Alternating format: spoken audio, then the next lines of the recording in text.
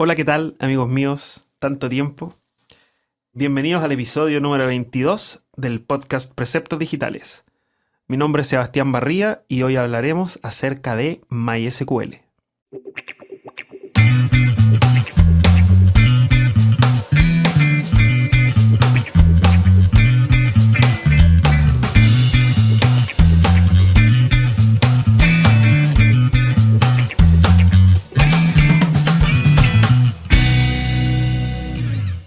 Bueno, para los que se vienen recién integrando al podcast, obviamente los invito a escuchar los episodios anteriores y ver los temas que hay. Ya tenemos hartos episodios en curso, así que están todos invitados a escucharlo y comentar y opinar, por supuesto. Recibir su feedback sería ideal.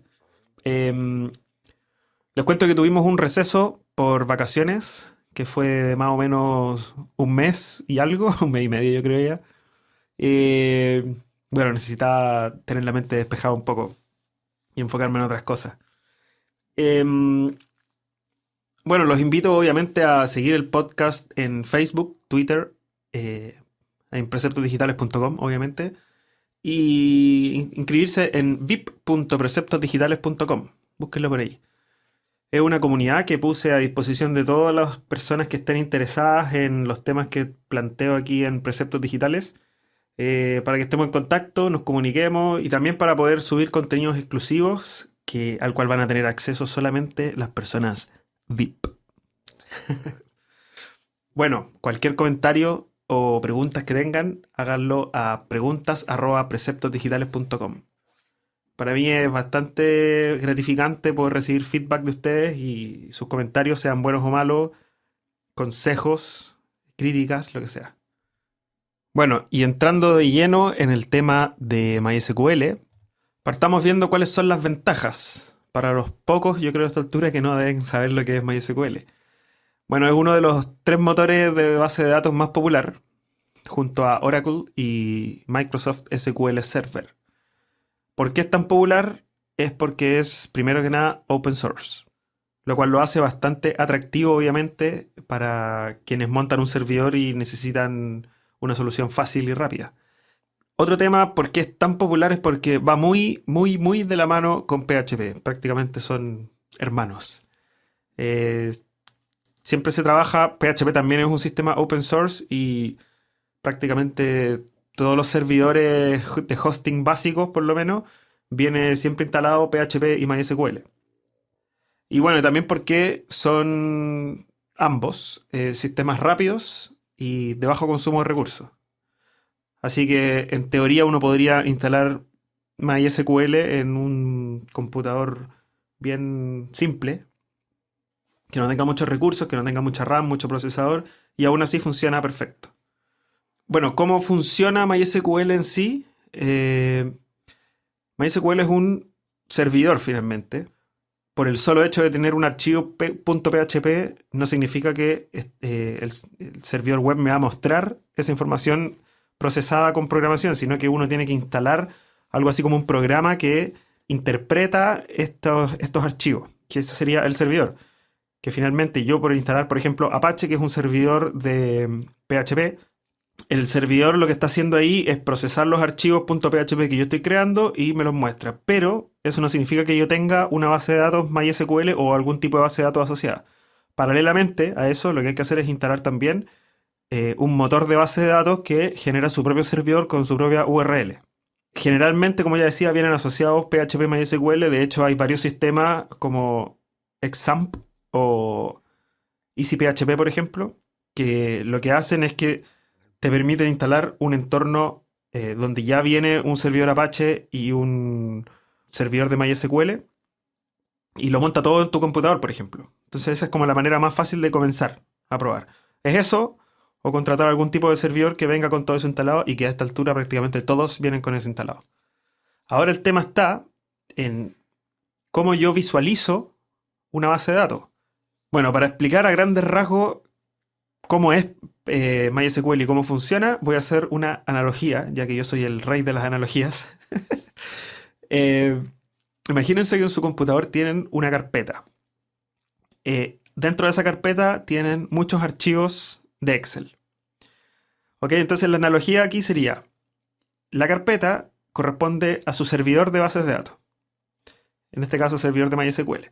Cada uno de los archivos que ustedes tienen ahí de Excel corresponde a una base de datos en sí. En el fondo, en un servidor pueden haber 20 bases de datos si quieren, o 1000 bases de datos, o dos, o una. El tema está en que cada archivo sería una de estas bases de datos. Cada archivo también se va a asociar a un sitio web, por ejemplo, o a un proyecto. Entonces, bueno, abrimos este archivo Excel y adentro, si se fijan, tenemos hojas del Excel y además tenemos dentro de cada hoja filas y columnas. La relación que tiene cada una de estas con MySQL es que cada una de las hojas sería una tabla dentro de nuestra base de datos. Por ejemplo, una tabla de, no sé, de productos, por ejemplo. Otra tabla de usuarios registrados. Otra tabla de las páginas que tengo en el sitio. No sé. Bueno, el tema está en que dentro de cada una de estas tablas, o sea, de cada una de estas hojas del Excel, nosotros tenemos filas y columnas.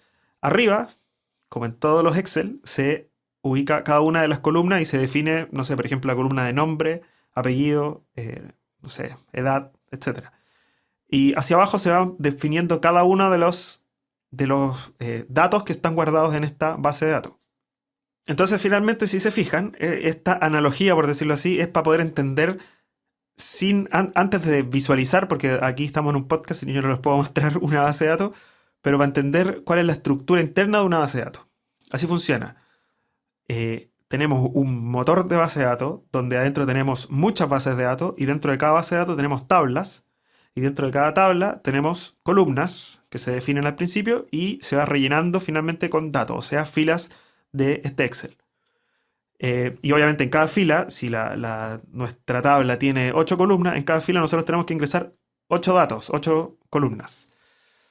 Bueno, ahora, ¿cómo hacerlo para poder visualizar esto? MySQL pone a disposición de todas las personas, obviamente que lo usan, algo que se llama PHP-MyAdmin. Y que también viene, yo creo que el 95 o 99% de las veces instalado ya en un servidor. PHP-MyAdmin es una herramienta que está hecha en PHP, como yo decía, van siempre de la mano, para poder administrar servidores MySQL. Y la gracia es que uno lo hace a través de una interfaz gráfica, o sea, a través de un conjunto de páginas web.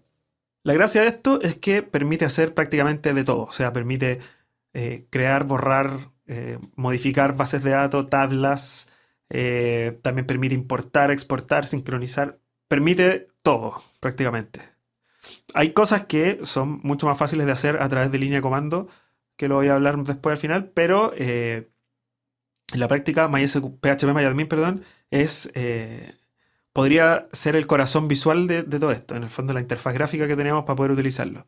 Obviamente hay otras interfaces gráficas, incluso hay programas que sirven para esto. Por ejemplo, hay uno que se llama Heidi SQL, que lo que hace es un programa para Windows que permite conectarse a una base de datos SQL o incluso MySQL y visualizarla. En el fondo es un PHP-MyAdmin hecho software, que permite hacer la misma cantidad de cosas. Permite buscar, permite generar consultas, permite miles de cosas.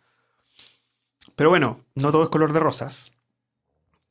Y PHP-MyAdmin tiene obviamente limitaciones. Y las principales limitaciones es que está limitado por el timeout, por ejemplo, del servidor. Lo complejo es que si el servidor yo lo tengo definido, por ejemplo, con la variable max, una variable que es max-input-time, lo defino, no sé, en 30 segundos, cada vez que yo quiera importar un archivo a PHP, no sé, para poder importar una base de datos, supónganse yo estoy migrando de servidor, extraigo la base de datos del servidor antiguo y la importo acá. Si esa base de datos pesa demasiado, este input time va a estar limitando el servidor. Entonces, por lo tanto, cuando yo quiera subir la base de datos, ya voy a tener problemas y tal vez nunca alcance a subirla completa porque el servidor ya me está limitando. Obviamente, PHP-MyAdmin ofrece bastantes soluciones, como por ejemplo, que cuando yo exporte una base de datos, la puedo exportar comprimida, con zip, gzip, bzip, depende de cómo está instalado y de la versión. Pero la gracia es que yo puedo exportarla comprimida. El tema está en que yo ahí podría subir una base de datos en vez de que pese, no sé, 25 megas, yo podría subir una base de datos finalmente que pese 10 megas, porque está comprimida.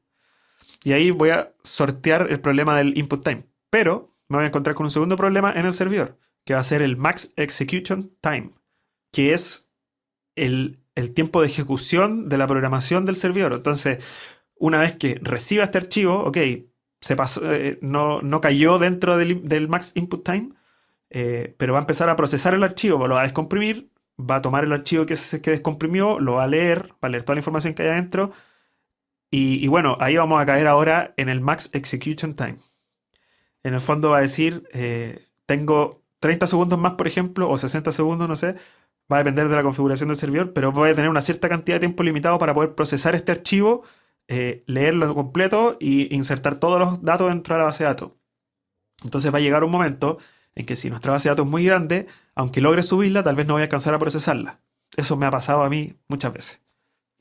Además de todo esto, también hay un timeout que está determinado por MySQL en sí. O sea, en el fondo que no se define en Apache, sino que se define en MySQL, que se llama exec time limit, que también tiene un límite. Entonces, aunque yo suba, hay veces que aunque suba todos los timeouts del servidor, tal vez MySQL me va a estar limitando. Así que también hay que tener ojo con eso. Y también hay otro tema que es la limitación por la carga de archivos, que bueno, va asociado al servidor. El servidor a veces tiene un límite que se llama upload-max-file size, y que lo que hace es que si yo digo que puedo subir un archivo de 2 megas, nunca voy a poder subir algo mayor a eso a través de MySQL, perdón, de PHP-MyAdmin, porque ya el servidor me va a estar limitando que no me va a dejar subir más cosas. Entonces, si yo tengo una base de datos de 4 megas, no voy a poder. Entonces, también hay que tener el control del servidor. Cuando es servidores compartidos es un poco más difícil, pero hay muchas veces se puede modificar esas cosas y yo puedo modificar esto y darle más capacidad al servidor para que aguante los tamaños de los archivos que recibe. Pero también, aparte de eso, del upload max file size, hay otra cosa que se llama post max file size, que es cuánto permite recibir por método post, porque yo puedo subir por otros métodos, método get, o no sé. Pero estamos siempre limitados, al tener una interfaz web desarrollada en PHP, estamos siempre limitados a lo que nos permita este servidor web y PHP. Y además, en este caso, las limitaciones que pueda llegar a tener MySQL en sí. Y bueno, como les comentaba anteriormente, algo así como si no existiese PHP-MyAdmin, yo podría todo usarlo a través de una consola de SSH, por ejemplo con el programa PuTTY, con 2T y Y. Bueno, hay muchas cosas que en la práctica a través de la consola yo puedo hacer todo. O sea, la consola es el 100% de las funciones que yo puedo ejecutar y PHP-MyAdmin finalmente lo que hace es basarse en las funciones que están disponibles para PHP, que no son todas, pero son prácticamente todas. Y bueno, a través de la consola y la gente que se maneja con código directo, así con algo así como DOS, podrían trabajar a través de la consola y no sé, hacer, por ejemplo, tareas mucho más rápidas como, no sé, cuando tienen que duplicar una base de datos. A mí me pasó una vez que tuve que duplicar una base de datos de todos los países y las ciudades del mundo. Me acuerdo que pesaba, no sé, 2 gigas. No sé, era enorme la base de datos. Bueno, el tema está en que descargarla, subirla a través de MySQL, de PHP-MyAdmin, perdón, era imposible, realmente. A pesar de todo lo logré, ahí les voy a explicar cómo. Pero después, más adelante, con la experiencia, vi que uno podía internamente, dentro del servidor, duplicar bases de datos. O sea, yo me conecto al SSH, de ahí me conecto a la base de datos MySQL y a través del código yo le digo duplica la base de datos de aquí a acá. Y internamente hace el proceso, hace la copia interna y hace todo. Es obviamente muchísimo más rápido, menos complejo y más eficiente. Pero también hay que tener más conocimiento y más experiencia. Bueno, así que ahora pasamos a la sección que tengo aquí anotada en en mi blog de notas. Tips de MySQL. El primer tip, aunque parezca casi absurdo, es usar límites. Como en todo sistema que requiera de programación y de hacer pensar a un computador, entre comillas, los límites son lo mejor que se puede definir. Por ejemplo, pensemos en este Excel como analogía que les decía yo. Supónganse que dentro de un Excel tienen 2 millones de datos hacia abajo. Estoy exagerando ya mucho, pero imaginemos que quepan 2 millones de datos hacia abajo. Y yo les digo, búscame a una persona que se llama Juan Pérez ahí adentro. Entonces él va a empezar en la fila 1, 2, 3, 4, 5, 6, 7 buscando a Juan Pérez. Y tiene que llegar hasta 2 millones. Obviamente, en algún minuto lo va a encontrar. Supongamos que lo encuentre en la fila 100 de 2 millones. Entonces se dan cuenta que estamos haciendo que el procesador piense, en el fondo, siga gastando recursos en seguir la 101, 102, 103, 104, etcétera, hasta 2 millones. O sea, si el tema está en que cuando yo voy a solicitar, por ejemplo, necesito un usuario en particular o un dato en particular de la base de datos, siempre lo ideal es ponerle al final limit 1. Porque de esa forma yo le voy a estar diciendo, cuando llegues, encuentres 1, corta el proceso. Entonces, los límites son siempre, siempre, siempre buenos. Independiente de la cantidad de datos que tengamos. Aunque sea muy poco. Por ejemplo, yo tenga un campo con, no sé, una base de datos con 1000 datos. Tampoco es tanto. 1000 datos es rápido y lo voy a procesar y no sé, PHP, MyAdmin, cuando yo haga una consulta de testeo, me va a decir, no sé, me demoré 0,0001 segundo. Que voy a decir, qué rápido. Pero claro, yo no sé, van a pasar los años y este sitio va a crecer o tal vez voy a seguir programando así y en algún momento me va a tocar hacer un sitio más complejo que en vez de tener 1000, en algún minuto va a tener 100.000.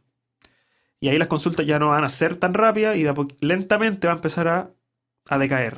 Entonces, por un tema de buenas prácticas, siempre es bueno limitar y decir, ok, si voy a recibir datos, por eso, por ejemplo, muchos sistemas paginan las cosas que tienen. Por ejemplo, muéstrame todos los usuarios y te tira de 100 en 100, por ejemplo.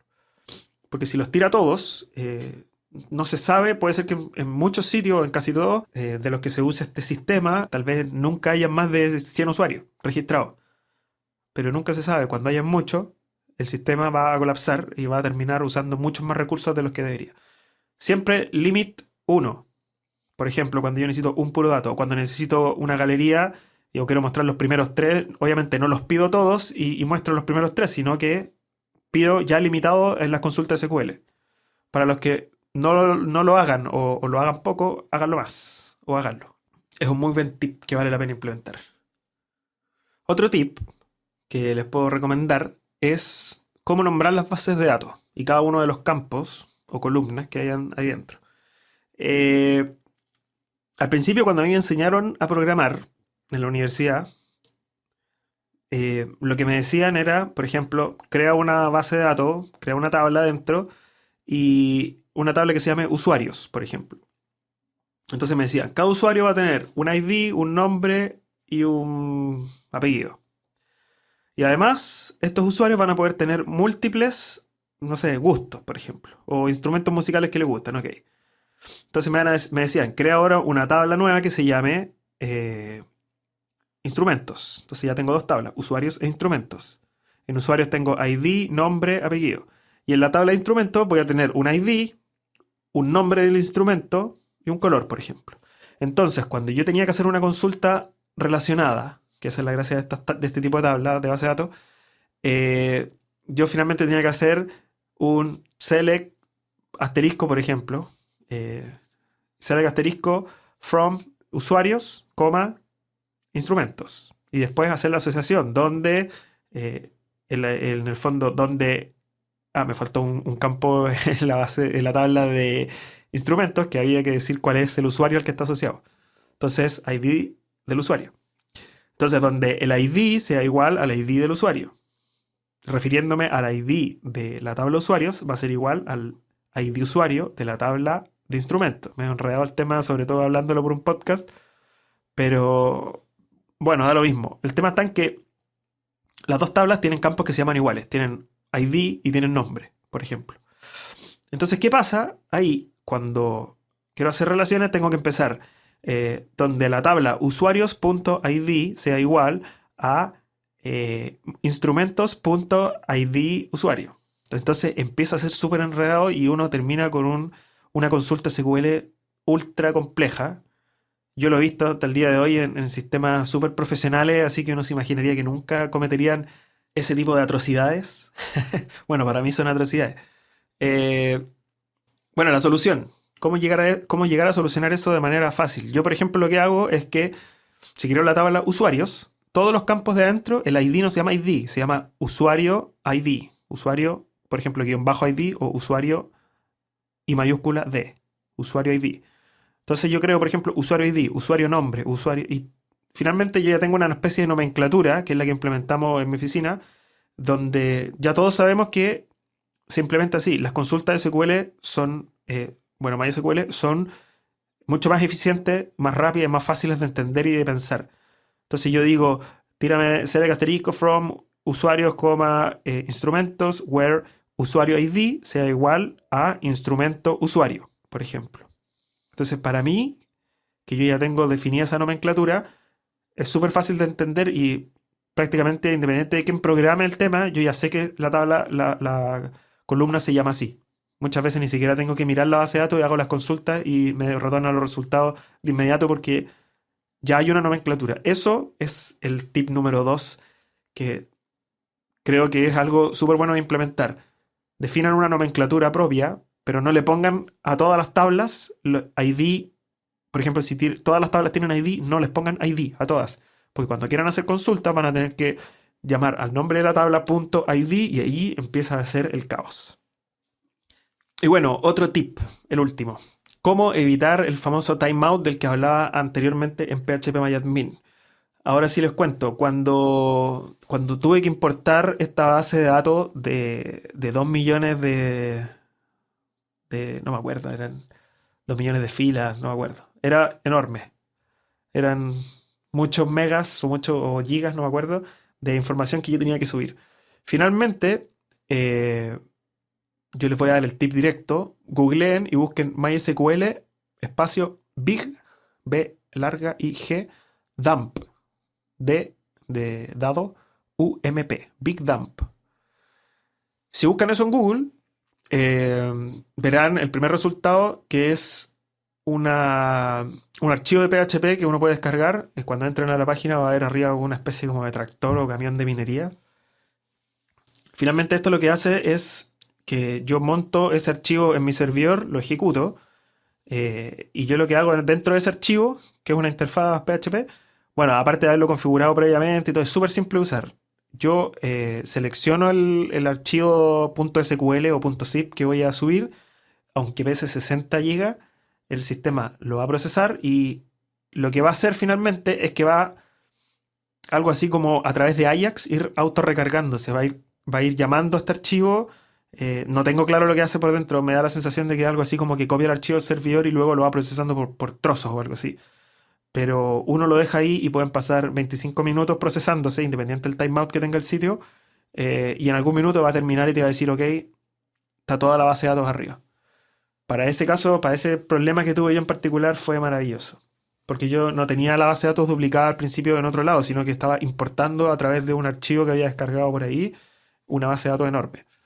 Así que bueno, busquen MySQL Big Dump. Por último, si no lo han necesitado ahora, investíguenlo y en algún minuto cuando lo necesiten ya saben, ahí está. Bueno, y finalmente, para cerrar el tema y no alargar más este episodio de MySQL, voy a hablar acerca de algunos mitos. Hay un gran mito que siempre ha existido de que utilizar base de datos SQL es mucho más rápido que usar MySQL. Bueno, en teoría eso es un mito, porque va a depender mucho de cómo está desarrollada la base de datos. Para los que no saben, las bases de datos, aparte de las tablas y sus columnas, tienen unas cosas que se llaman índices.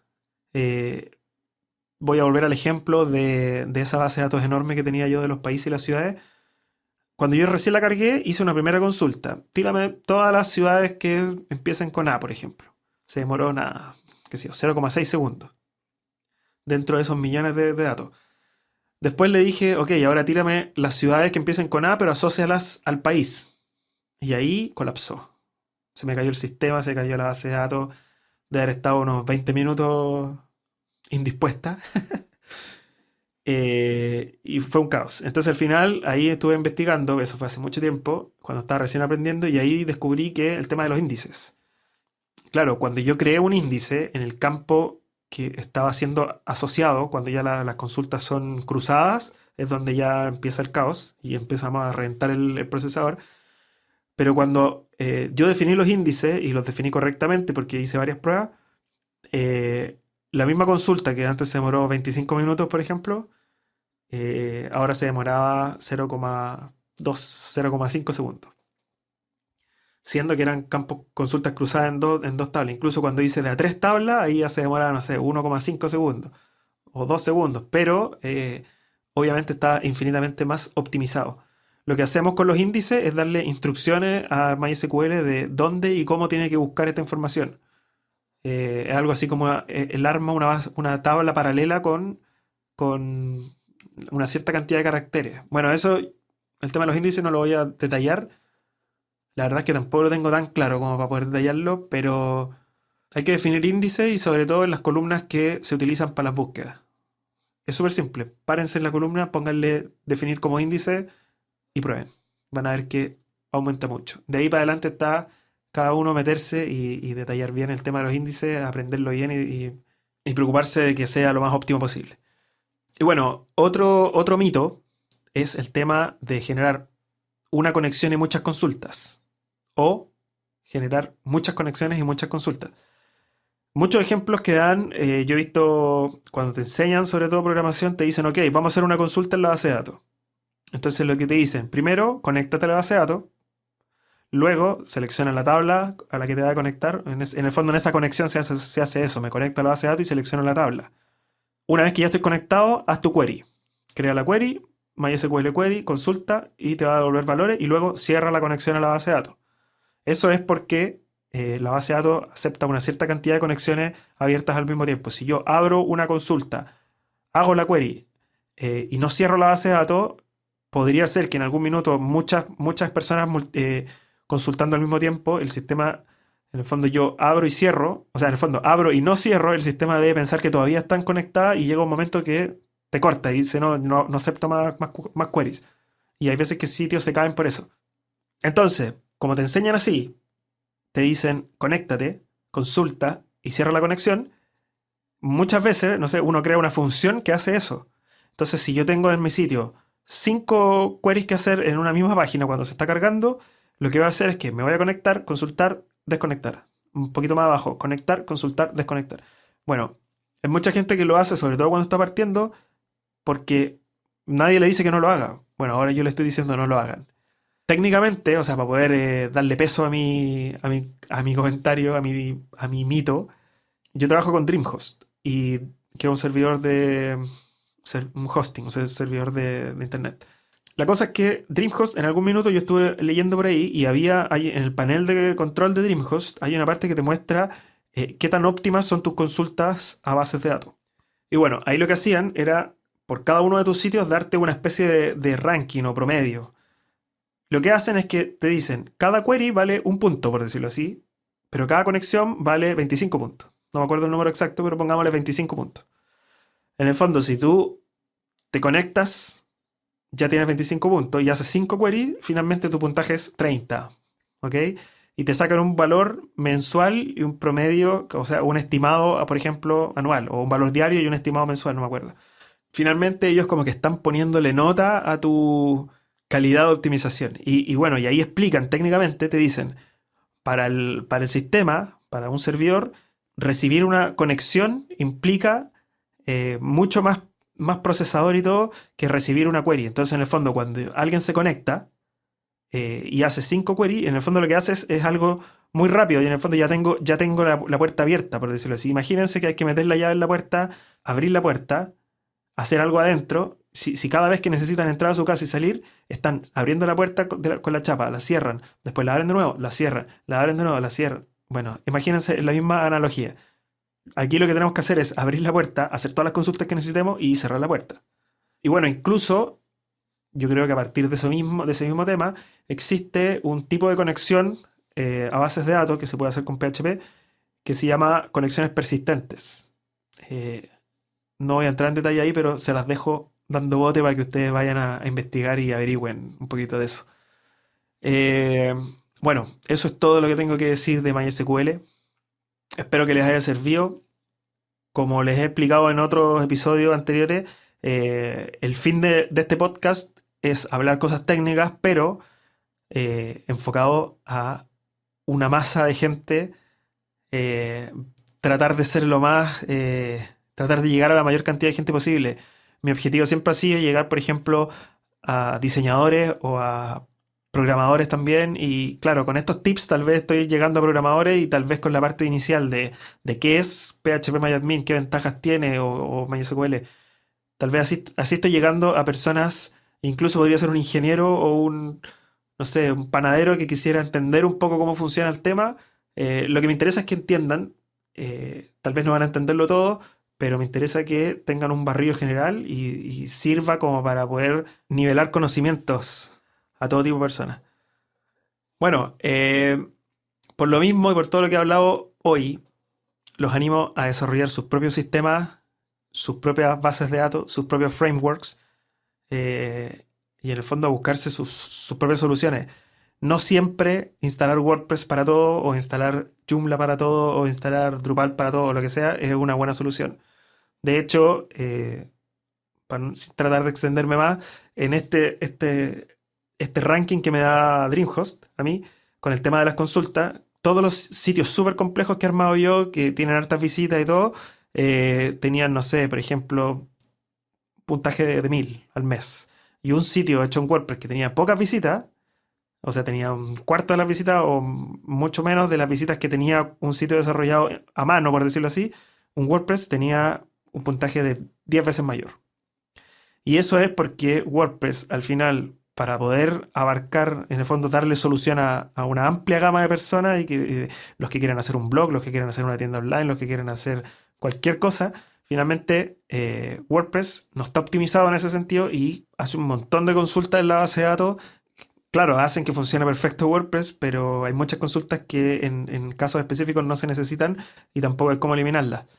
Así que bueno, los invito nuevamente, digo, a desarrollar sus propios sistemas, y optimizar en el fondo y entender lo que ustedes están haciendo. Tal vez un poco más lento, pero al final es más gratificante y mucho más eficiente. Eso, los dejo invitados para seguir escuchando el podcast la próxima semana. Un abrazo a todos.